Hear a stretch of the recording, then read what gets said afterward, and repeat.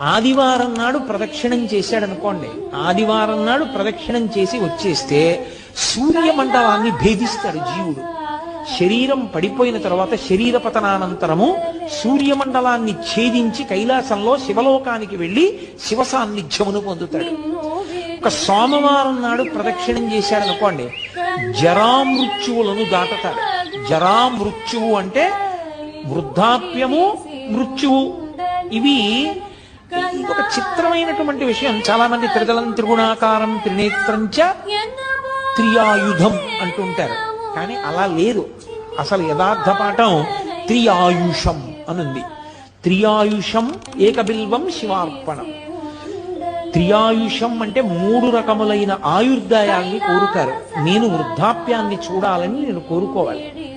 బాల్యము, కౌమారము, యవ్వనము దాటి నేను వార్ధక్యాన్ని చూడాలి అని అడగాలి. ఎందుకో తెలుసు.